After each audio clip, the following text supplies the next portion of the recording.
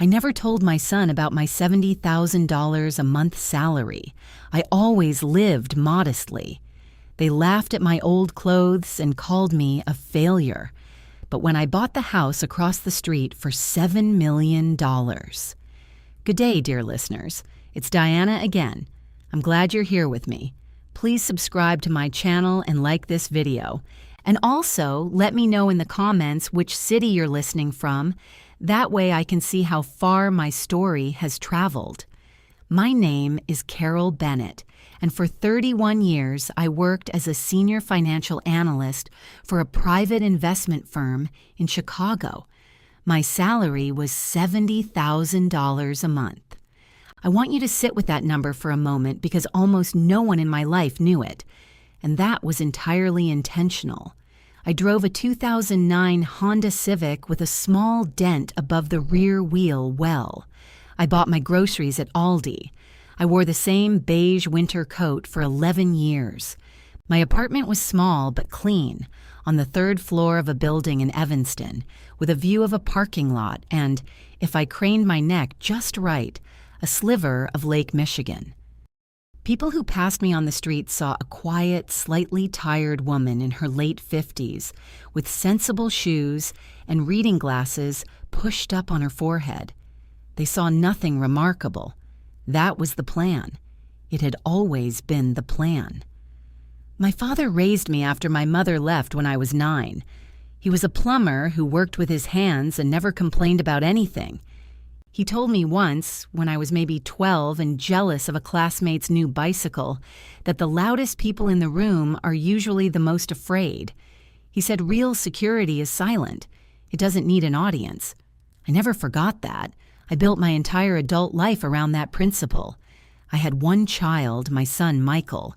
He was born when I was 26, the result of a short and honest relationship with a man named David, who later moved to Portland and became, genuinely, a ceramics artist. Michael and David had a cordial relationship when Michael was a teenager, and I held no bitterness. Life sorted itself out. I raised Michael largely alone, and I was proud of him. He was kind as a boy. He helped elderly neighbors carry groceries. He cried at the end of Charlotte's Web. He called me every Sunday until he was 28. Then he met Tiffany. I want to be precise here, because I am not the kind of woman who blames another person for everything. Tiffany Monroe. She kept her name hyphenated with Michael's for exactly 14 months before quietly dropping his MPs. Was not simply a bad person.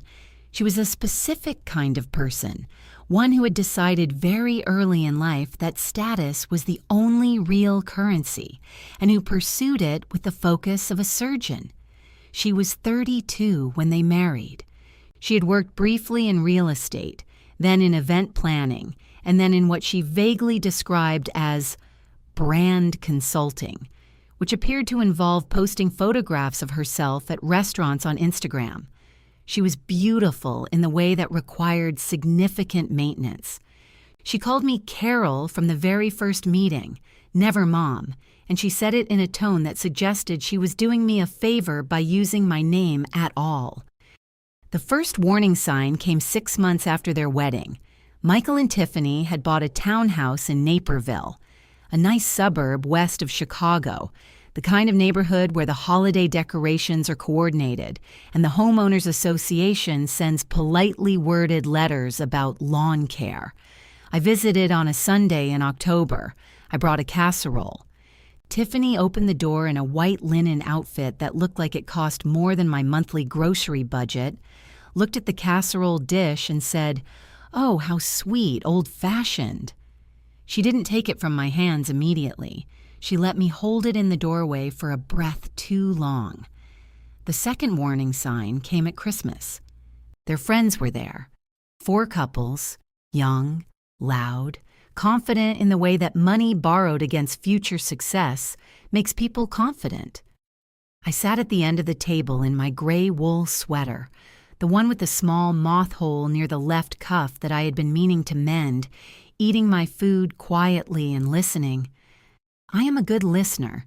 It is, in fact, one of my greatest professional skills. I noticed how Tiffany watched me when she thought I wasn't looking. There was something calculated in it. And then came the dinner party in March. That was the night everything shifted into focus. It was a Saturday. Tiffany had organized a gathering.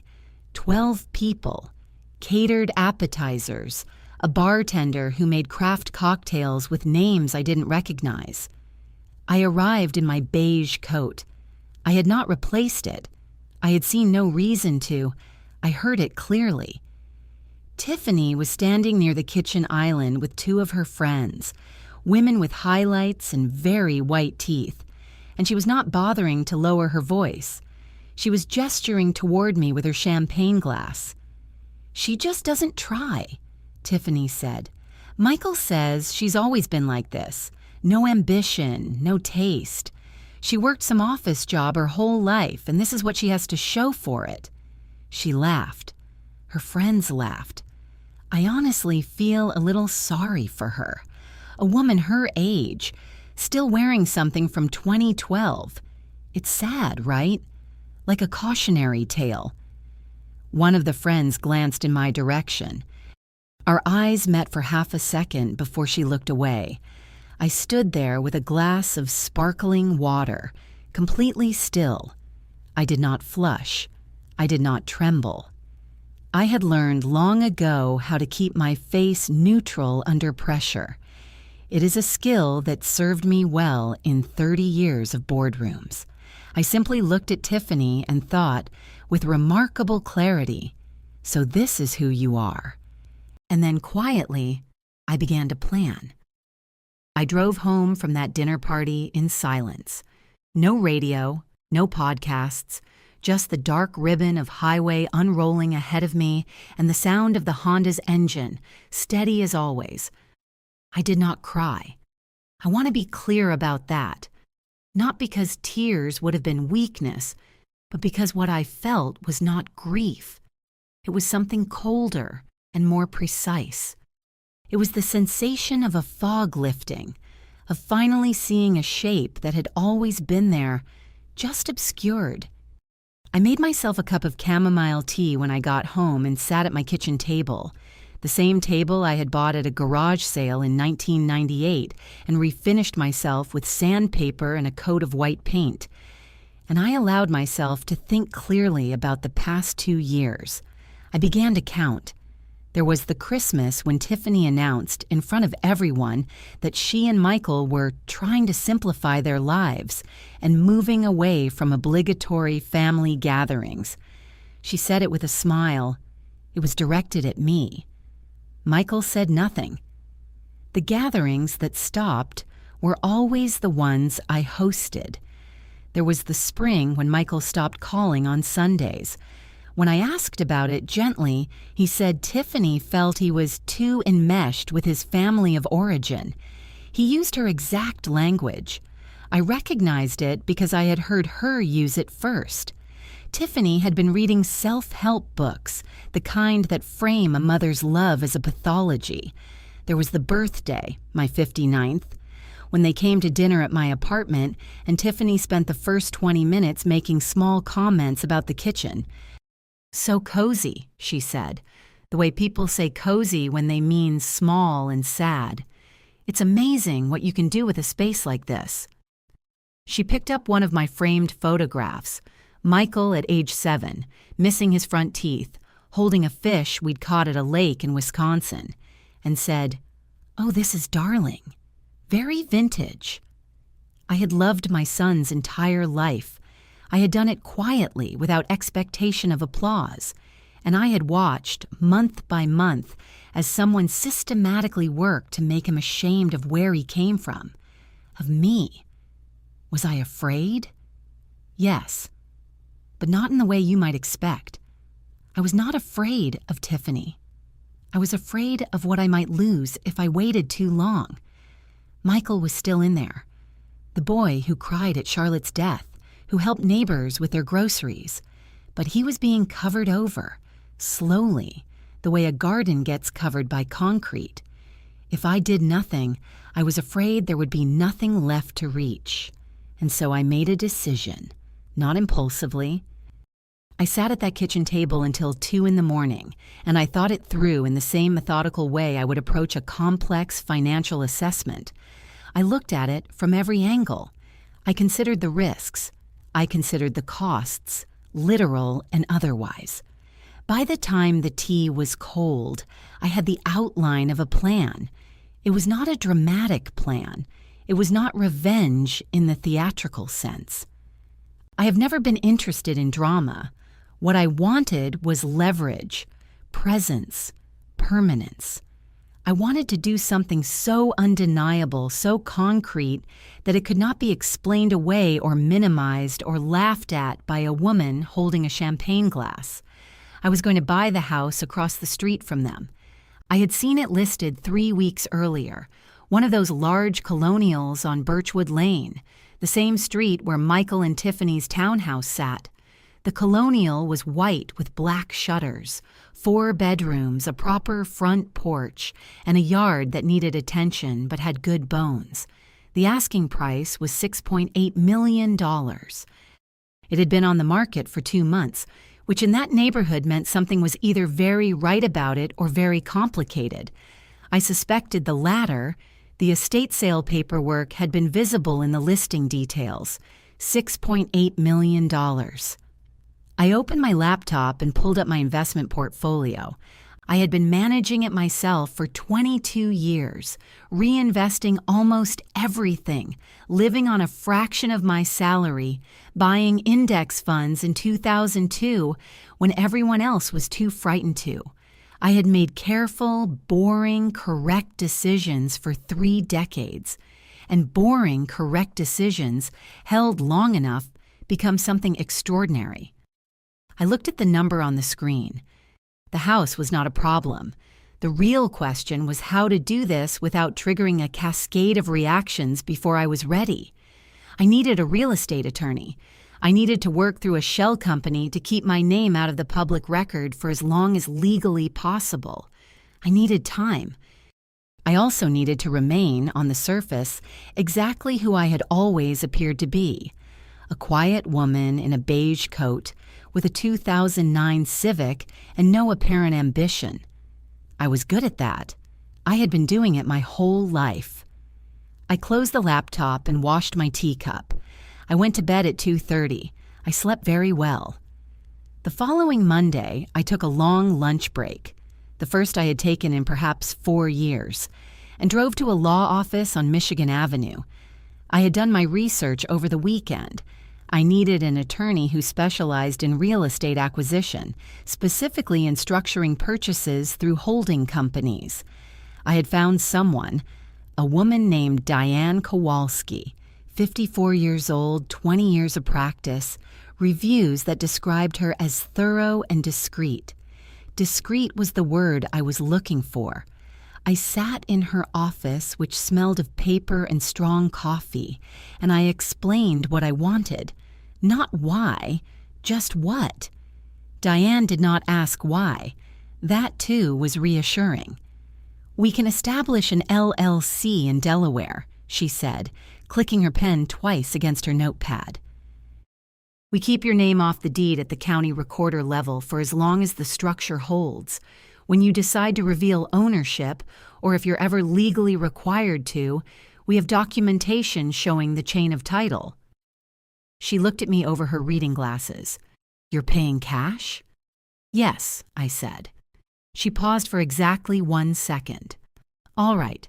I'll need your financial statements and a letter from your institution. We can have the LLC formed within 5 business days."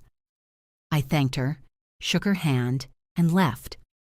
On the way back to my car, I stopped at a coffee cart on the sidewalk and bought a small black coffee. I stood there for a moment in the March wind, looking at the lake between the buildings. I felt something I hadn't felt in a long time, the particular satisfaction of motion, of gears beginning to turn. The realtor I chose was a man named Gerald Park, who had handled the original listing. I contacted him under the LLC name, Birch Capital Holdings, LLC, and he was professional and efficient. The seller's estate wanted a fast close and minimal contingencies. I offered $7 million, $20,000 over asking, all cash, 30-day close. Gerald called me back within the hour. The offer was accepted. I went back to work that afternoon and reviewed a pension fund restructuring proposal until 7 in the evening, same as always. What I did not anticipate was how closely Tiffany was watching the world around her. She was not unintelligent. I want to be precise about this. I made the mistake early on of underestimating her intelligence because I disliked her methods. But Tiffany had a sharp social radar, the kind that comes from years of carefully monitoring other people's resources and positioning, and she had noticed something. Michael told me about it on a Thursday during one of our brief phone calls, the kind that had become careful and slightly formal since the marriage. He mentioned offhandedly that Tiffany had seen a surveyor's truck parked in front of the Colonial across the street. She'd asked the driver who had ordered the survey. The driver hadn't told her, but she had written down the truck's company name and called them. They also hadn't told her, citing client confidentiality. But she knew something was happening. "Mom," Michael said with a note in his voice I couldn't quite read, "do you know anything about that house across from us? Someone's apparently buying it." "I don't," I said, and that was technically true. I knew what I had done, but I didn't know anything about what would happen next. That was still forming. I heard Tiffany's voice in the background, asking who he was talking to. I heard him say, "My mom." And then I heard something that I was not supposed to hear because he had not fully covered the phone. Tiffany's voice slightly muffled but perfectly clear. "Tell her it's none of her business. And remind her we have that family thing next month so she doesn't show up in something embarrassing again." Michael came back on the line. "She says hi," he said. A pause settled between us. "Of course," I said. "Tell her I say hi back." After I hung up, I sat very still in my apartment for approximately 4 minutes. Then I went to my desk, opened the drawer, and took out a small digital voice recorder. The kind I had kept in my purse for years for work meetings where I needed accurate notes. I checked the battery. It was a good habit, I thought, to have around. The direct evidence came 11 days later, and it did not come in the dramatic way stories sometimes require. It came through a phone call I was not supposed to be part of. I had gone to Michael and Tiffany's house for a Sunday dinner, one of the rare ones that still happened, which I attended with the same quiet consistency with which I did everything. I arrived a few minutes early, as I always did. Michael wasn't home yet. His car was gone. Tiffany didn't answer when I rang the bell, but I could hear voices inside. She was on the phone. The door was slightly ajar. This was an older townhouse with a heavy front door that sometimes didn't catch properly. I have thought since about whether I should have knocked again and waited on the step. I have decided that what I heard was something I was meant to hear. Tiffany's voice came through clearly. "No, she has nothing." I looked up her address. She's renting someplace in Evanston. She drives a car from like 15 years ago. Michael feels guilty about it, but honestly, she never pushed him to be anything, so what did she expect? She's just lonely. She'll probably ask us for money in a few years. A laugh. "I told Michael she should sell her furniture and downsize, but you know how he is about her. He gets all." I stepped back from the door. I pressed the record button on my phone's voice memo app, a different tool, faster to access than the recorder in my purse, and one I had begun carrying unlocked and ready since the conversation with Michael. The recording was not perfect, but it was very clear. I knocked loudly. I heard Tiffany say, "Hold on," into her phone. She opened the door a moment later, composed, smiling. "Carol, you're early," she said. "Am I?" I said pleasantly. "I thought 6:30 was what Michael said." "It's 6:22, she said. "I'll wait in the living room," I said, and walked in. I kept my face absolutely neutral. I had gotten very good at that. The closing happened on a Friday in April in a conference room on the 14th floor of Diane Kowalski's firm. There was paperwork. There were wire transfers that Diane's office coordinated. There was a notary with reading glasses and a quiet manner. I signed where they told me to sign, and when it was over, Diane slid a set of keys across the table in a plain white envelope.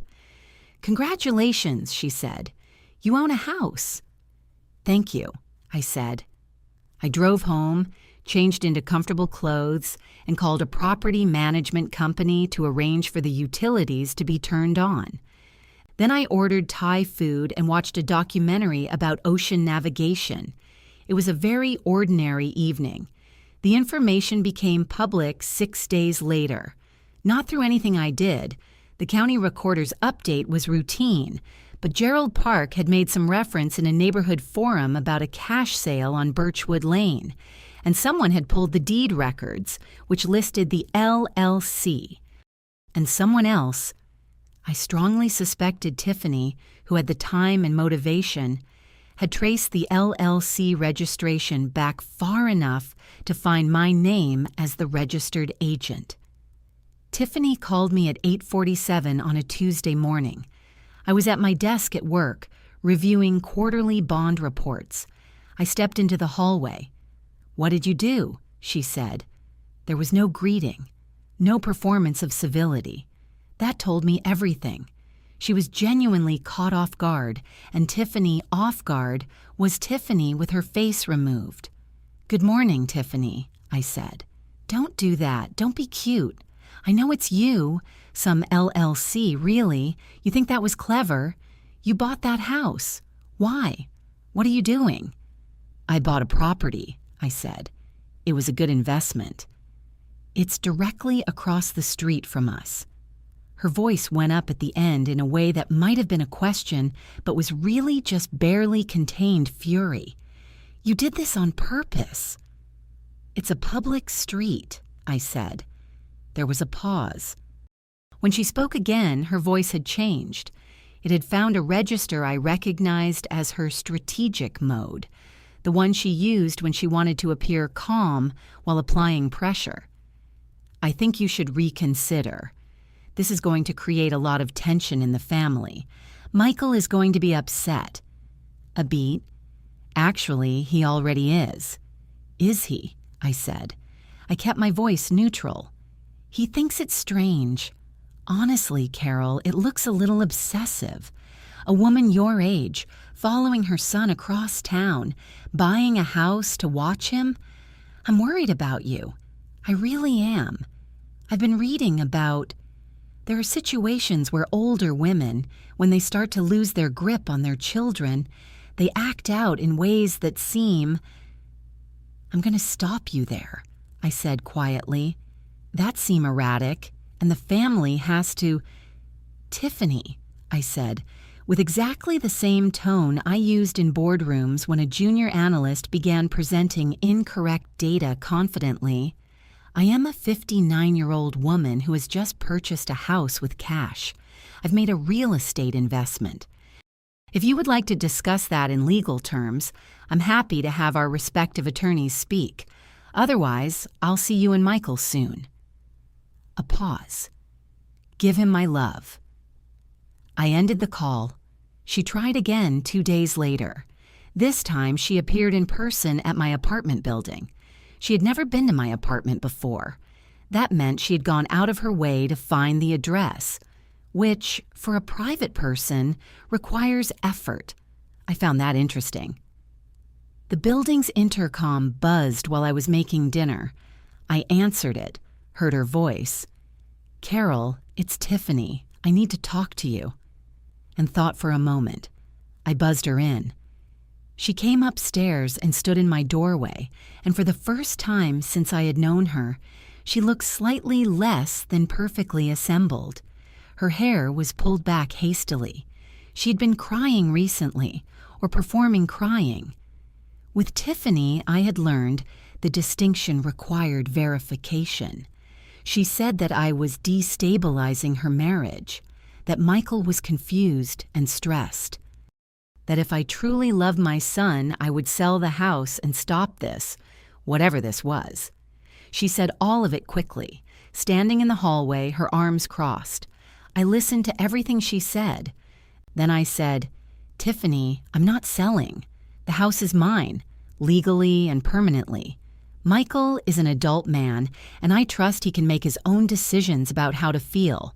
Now, I'm making dinner. You're welcome to come in and eat with me, or you're welcome to go home.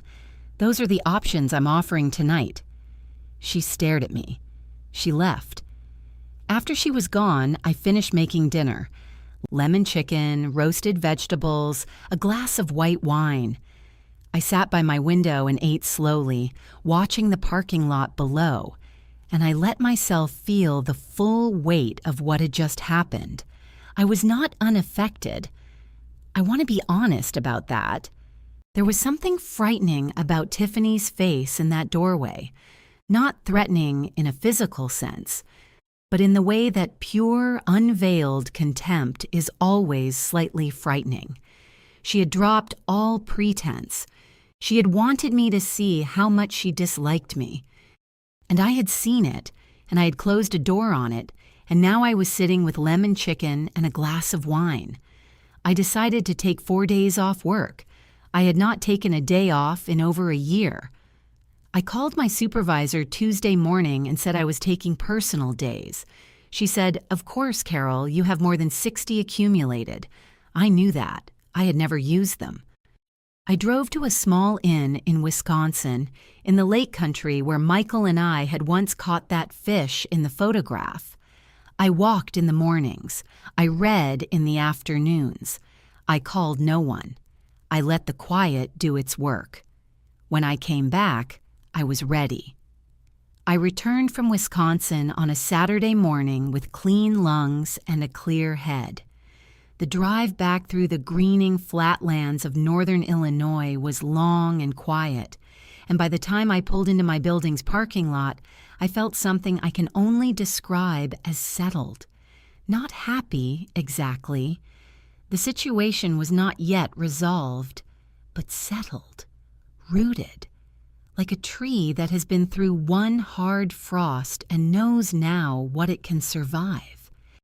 There was an envelope under my apartment door. It was cream-colored, heavy stock, the kind used for invitations or formal correspondence.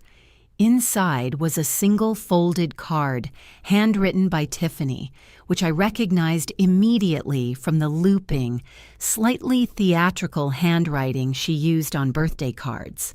Carol. I've been thinking about everything. I don't want us to be at odds. I wonder if you might be interested in an arrangement. The house needs significant renovation. We'd be happy to assist with financing if you found the project too demanding. Alternatively, we know several serious buyers who would offer above market. Please consider this. I think we both want what's best for Michael. I read it twice, and then I did something that surprised even me. I smiled. Not from cruelty. There was nothing cruel in what I felt. It was more like recognition. She was offering to buy me out. She thought I was doing this because I needed relevance, and that relevance could be purchased and then redirected. She thought I was, at bottom, a woman who could be resolved with money. She had made this offer to the wrong woman. I folded the card precisely along its original crease and placed it in the folder I had been keeping. The same folder where I kept the phone recording from the Sunday dinner and notes I had made with dates and times and exact wording of various comments Tiffany had made over 2 years. I had learned from my work life that documentation is not paranoia. It is just good practice. I did not respond to the note. I had a friend named Patricia Ellsworth who had worked as a legal aid attorney for 20 years before retiring to teach paralegal courses at a community college in Oak Park. We had met in a book club in 2009 and had been having dinner together every other month ever since. Patricia was 63, sharp, and had survived a divorce, a health scare, and a legal dispute with a contractor with her sense of humor entirely intact. I trusted her in the way you trust someone who has seen you at your worst and remained completely unbothered. I called her the Sunday I returned from Wisconsin and asked if she could meet me for dinner. She said, "Finally, I've been waiting for you to need something. You never need anything. It's been slightly irritating." We met at a small Italian place in Evanston that we had been going to for years. I told Patricia everything, the full version, not the carefully edited one I gave to most people. The dinner party, the recording, the LLC, the house, Tiffany's visit to my apartment, the envelope. Patricia listened without interrupting, which is a rare skill. She ate her pasta.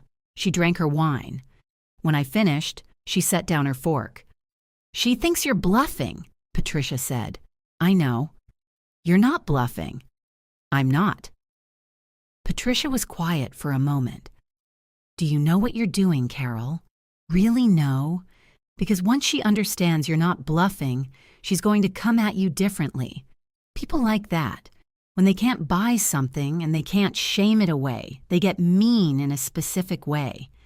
"I know that too," I said. "Okay." Patricia picked up her fork again. "Then here's what I think. You should go back to Diane. Not just for the property transaction. You need someone who can advise you on what that recording can and can't do, and you should stay consistent. Don't vary from your pattern. Don't give her new information about your finances. Don't explain yourself. Explanations are weaknesses in this kind of dynamic." She looked at me directly. "She needs you to be uncertain. The moment she sees you're not, she loses her leverage entirely." I nodded slowly. "Also," Patricia said, "you should eat more. You look thin." I laughed. It was the first time I had laughed in several weeks, and it felt like opening a window. I did go back to Diane the following week. I brought the recording.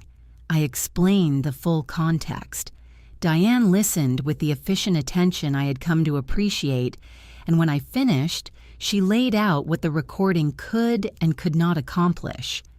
As documentation in a civil matter, say harassment or defamation, it would support your position, she said.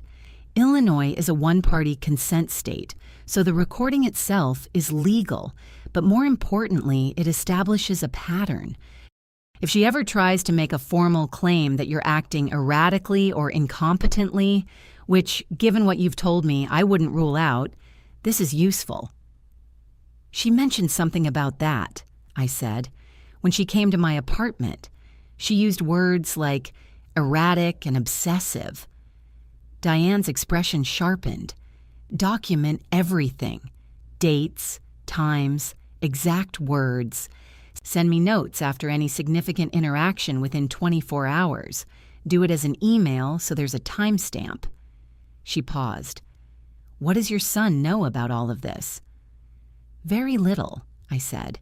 "He knows I bought the house. He hasn't asked me why." "That's interesting," Diane said, and she made a note. On the drive home from Diane's office, I thought about Michael, about the boy he had been and the man he was becoming, and the man I believed was still in there, somewhere, under all the careful remodeling Tiffany had been doing on him for 3 years. I missed him. Not the way you miss something lost, more the way you miss something that is just out of reach, close enough to see, far enough that your arms don't quite get there. But I was patient. I had always been patient. It was perhaps the most useful thing my father ever taught me. They came on a Thursday evening in May. I knew they were coming because Michael called that morning, his voice careful, a little rehearsed, and said that he and Tiffany wanted to sit down and talk. "Just talk, Mom," he said. "Tiff thinks we've all gotten off on the wrong foot and we should clear the air." I said yes.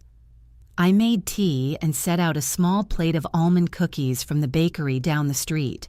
I changed nothing about my apartment. Everything was exactly as it had always been. They arrived at 7. Michael looked tired. He had shadows under his eyes and a slight tension in his jaw that I had not seen before. He kissed my cheek. Tiffany came in after him, wearing a soft cashmere sweater in ivory, carrying a small bunch of flowers that she handed to me with both hands and a practiced smile. Lily of the valley, sweet-smelling and perfectly arranged. "We wanted to come," she said warmly. "I feel like there's been so much misunderstanding." "Please sit down," I said. I put the flowers in water. We sat in the living room, Michael and Tiffany on the sofa, me in the armchair across from them. The apartment was quiet. Outside, a car passed. Tiffany began. She was skilled at this, and I want to give her that credit because precision matters. She started with softness. She talked about how much she valued family, real family, chosen family, the kind built on honesty. She talked about how stressful the past few months had been for Michael, how worried she had been about all of us. She used the word us frequently, folding me into a story where the problem was diffuse and shared and not anyone's fault. Then she shifted gently, almost imperceptibly toward the center of what she had come to say. "We're just a little concerned," she said, looking at me with an expression of warm, genuine worry, "about the house. Not because we don't want you nearby, of course we do. But Michael and I looked into it, and a property that size, the maintenance alone is significant. The plumbing in those colonials—" She shook her head with concern. "I was actually talking to a friend who's a contractor, and he said those 1980s builds on birchwood can have real structural issues, foundation problems." A pause. "We just don't want you to be overwhelmed." "I appreciate that," I said pleasantly. "And we thought," she continued, in a tone that was gentle and warm and left no exit, "that maybe it made more sense to think about something smaller, something easier to manage. There's a beautiful 55-plus community in Downers Grove that just opened. We looked at it, and honestly, the amenities are wonderful. A pool, a social calendar. You'd meet people your age." Silence. Michael was looking at the plate of cookies. He had not eaten one. He had not said very much. I looked at him for a moment. Then I looked back at Tiffany. "So you'd like me to move to a retirement community," I said. "It's not a retirement." "Tiffany," I said, with the same quiet, even tone I had used for 30 years when something was being misrepresented. "I understand what you're proposing. I'm going to be straightforward with you because I think you prefer directness." I folded my hands on my knee. "I'm not selling the house. I'm not moving to a 55-plus community. I'm going to renovate the property on Birchwood Lane, and when it's ready, I'm going to live there. That's the plan, and it hasn't changed." Tiffany's warm expression flickered, just for an instant. "Mom." Michael finally spoke. His voice was careful, conciliatory, and I could hear in it the exact vocabulary Tiffany had been feeding him. "I think what Tiff is saying is that we want to make sure this is really what you want, that you're not doing this because you're—" He paused, and I could see him choosing between words. "Lonely or feeling disconnected. Because if that's what's happening, we want to help. We want to be more present for you." It was, I recognized, a kind attempt, and it broke my heart a little, because I could see how much he meant it, and I could also see that the ground he was standing on had been prepared for him by someone else. "Michael," I said gently, "I'm not lonely. I'm not in crisis. I bought a house because I wanted to buy a house. That's the whole story." Tiffany put her hand on Michael's arm. "I just think," she said, and her voice had shifted, The warmth was still there, but underneath it was something harder, something that had run out of patience. That if you were really thinking about what's best for Michael, for our relationship as a family, you wouldn't be making choices that cause this much tension. She smiled. Right? We're all adults here. We should be able to talk about this. We are talking about it, I said, and my answer is the same. The room went quiet. Tiffany looked at me for a long moment. Her eyes were brown and very clear, and in them I saw something she was usually too careful to show. Dislike. Pure and patient, and I thought, quite old. It had been there from the beginning. The dinner party, the cautionary tale. This was always what lived underneath. All right, she said. She stood up. We should go. Michael stood too, quickly, and I could see the discomfort in him. A man caught between two loyalties and not certain yet which one was real. He hugged me at the door, and the hug was genuine. That mattered to me. I love you, Mom, he said quietly. I love you too, I said. Tiffany did not say goodbye. She was already in the hallway. When they were gone, I locked the door and stood in my living room for a while. I picked up one of the almond cookies and ate it, which sounds absurd but felt important. Small, ordinary acts when the world is trying to make everything enormous. I was afraid. I want to be honest about that. Not of Tiffany specifically. I had stopped being afraid of her after the apartment doorway, when I had seen her with no mask on and realized she was not larger than me. What I feared was attrition. The slow grinding of this kind of sustained pressure. The possibility that Michael might eventually believe the story she was building about me, the version where I was erratic or sad or obsessive, and that I would lose him not in a single rupture, but in 1,000 small concessions. But as I stood there, something interesting happened. The fear didn't dissolve. Fear never simply dissolves. Instead, it transformed, the way cold metal warms in your hand. It became fuel, solid, clean, purposeful. I was not going to lose Michael, not if I had any ability to prevent it. I picked up my phone and sent Diane an email. Subject line, update, meeting this evening. I summarized everything with times and exact phrases, and I pressed send at 8:49 p.m. Then I went to bed and slept soundly. The gathering happened in late June, on a Saturday, at the house on Birchwood Lane. The renovation had been moving since April. I had hired a quiet, competent firm recommended by Gerald Park, and they had done the interior first, then moved to the exterior. By June, the house was livable, refinished floors, a new kitchen with the original layout preserved, the front porch repaired and painted white. The yard needed another season, but the bones were solid, as I had known they would be. I invited 8 people. Michael and Tiffany, Patricia, Diane, not in her professional capacity, but as what she had become over the course of this. Someone I trusted. My former colleague James, who'd been my closest friend at work for 15 years, and 3 of Michael's relatives from his father's side, people who had known Michael since childhood and who, I knew, had their own quiet reservations about the direction his life had taken. I told everyone it was a housewarming. It was, in a sense. I spent the morning arranging the living room, setting out food, checking that the windows were open to let in the warm air. The house smelled of fresh paint and lemon wood polish, and by noon the chicken I was roasting. I wore a good dress, not expensive, not theatrical, just clean and well-fitting, the kind of thing I owned but rarely had occasion for. I arranged the dining table.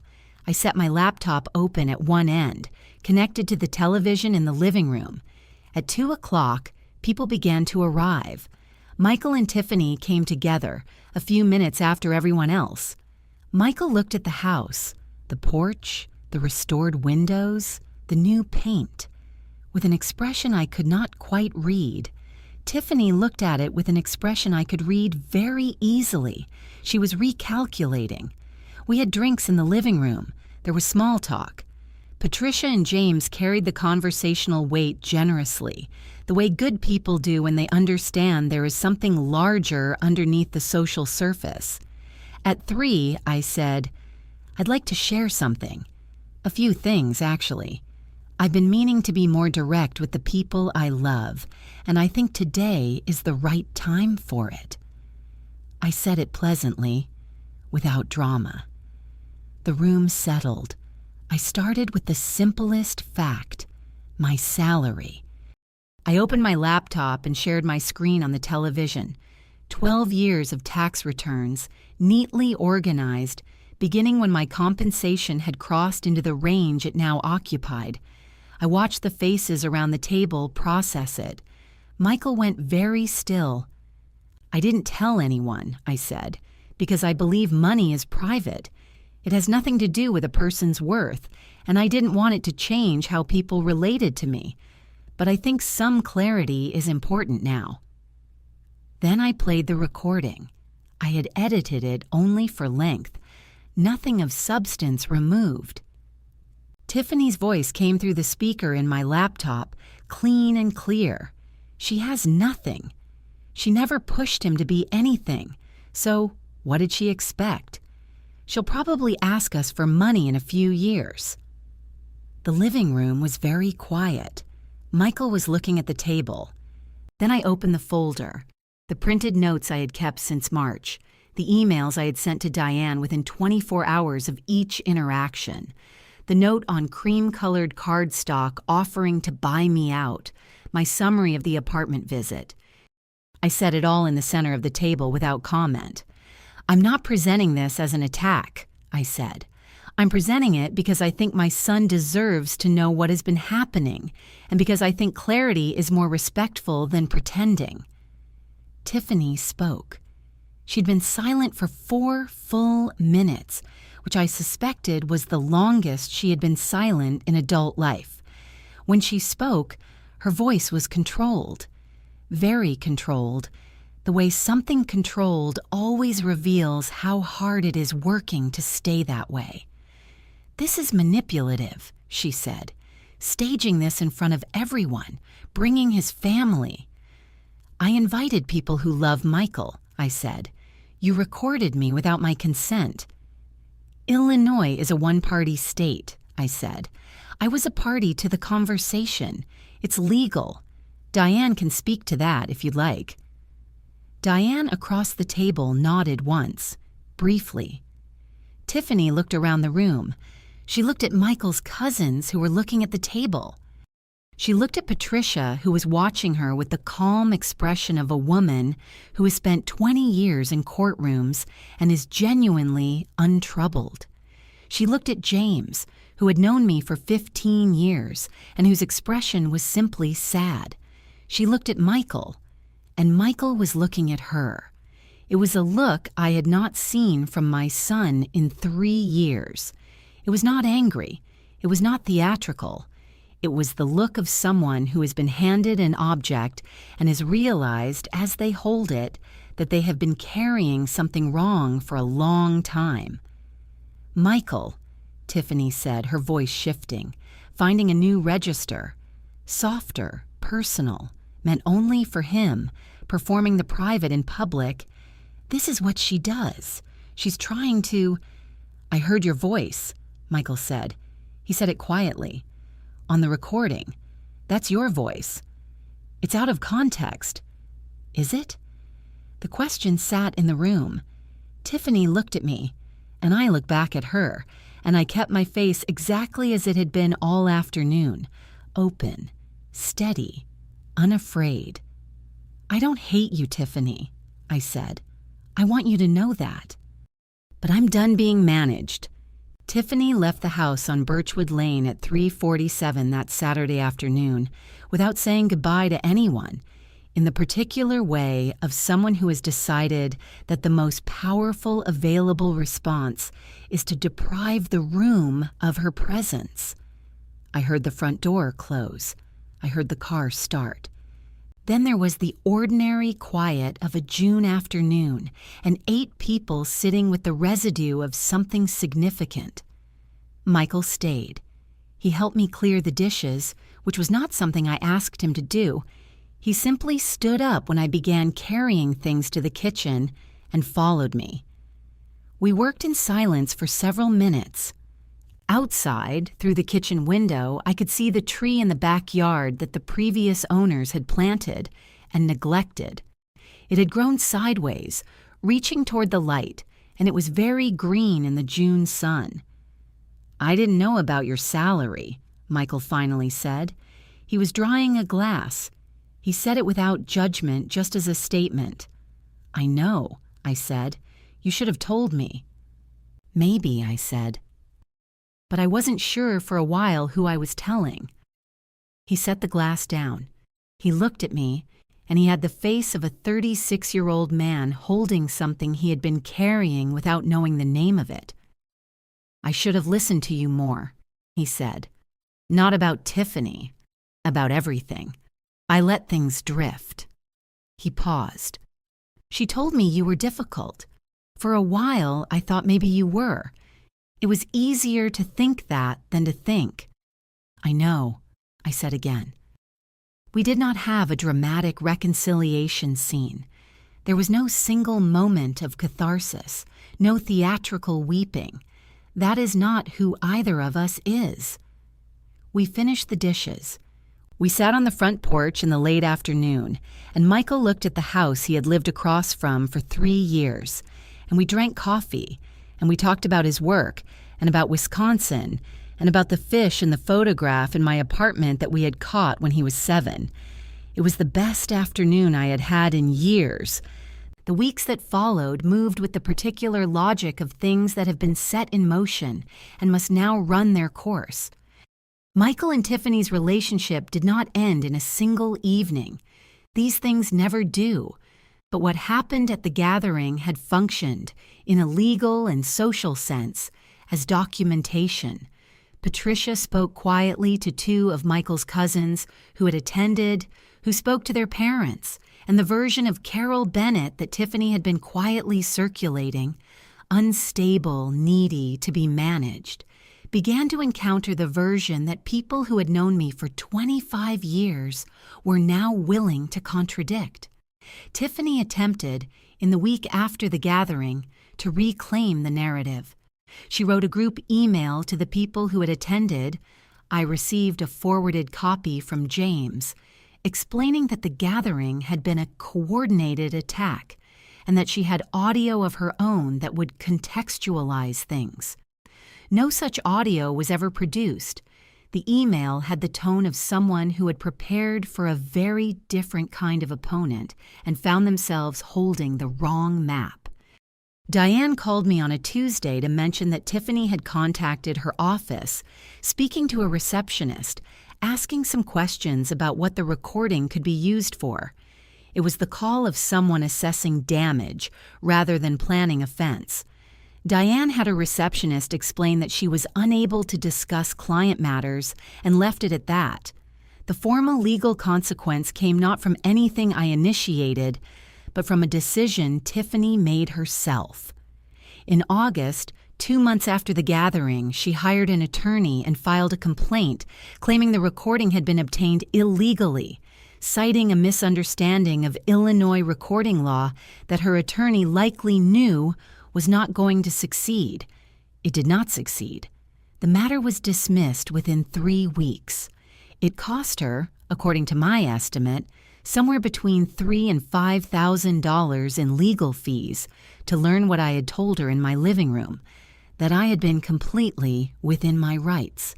The filing itself, however, was public record. And the woman who had spent 3 years carefully controlling the story of Carol Bennett, no ambition, no taste, sad cautionary tale, had now put her own name on a legal document that established a pattern of attempting to control and intimidate a family member. Michael's cousins had access to public records. People talk. Tiffany did not attend Thanksgiving that year. She and Michael separated in November after a conversation I was not part of and do not know the full details of. Michael called me the evening it happened. He sounded tired rather than devastated, which I thought was honest. Sometimes the end of a difficult thing is less grief than exhaustion giving way to clarity. "Are you okay?" I asked. "Yeah," he said. "I think I have been not okay for a while, actually. This is something different." "Okay," I said. "Do you want to come for dinner this weekend?" "Yeah," he said. "I do." He did. In December, I finished furnishing the house on Birchwood Lane. I bought a dining table made by a furniture maker in Vermont, wood and honest and large enough for 8. I had the tree in the backyard properly staked and pruned by an arborist who told me it would straighten over a few seasons with the right support. I bought a couch in a good dark green and put the photograph of 7-year-old Michael, missing his front teeth, on the mantelpiece in the living room. I framed it properly this time. Good frame, good glass. By the following autumn, the yard was unrecognizable. Rosa, my landscape designer, had filled it with coneflower and black-eyed Susan, a restored stone path, and the sideways tree, which had straightened through the season, not perfectly upright, but green and strong and determined. I walked through it most mornings before work. I had not stopped working, but I work differently now. I left at a reasonable hour. I took my lunch break. I had learned that discipline is not the same thing as denying yourself an ordinary afternoon. Michael came for dinner most Sundays. He was in therapy, running, laughing, more than he had in years. One evening he brought a friend named Claire, who taught history and had a dry sense of humor. I made lemon chicken. After they left, I sat on the front porch and understood that this evening, this dinner, this porch, was what I had been working toward all along. About Tiffany. She moved to Hinsdale, lost a significant client, and the careful story she had built about herself quietly unraveled in the way things built on weak foundations always do. I didn't orchestrate any of it. I didn't need to. I retired at 61.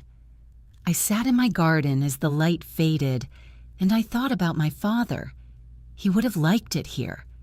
It was enough. What would you have done? Leave it in the comments. I'd genuinely like to know, and if this story stayed with you, if something in it rang true, I hope you'll share it with someone who might need it. Thank you for being here, all the way to the end.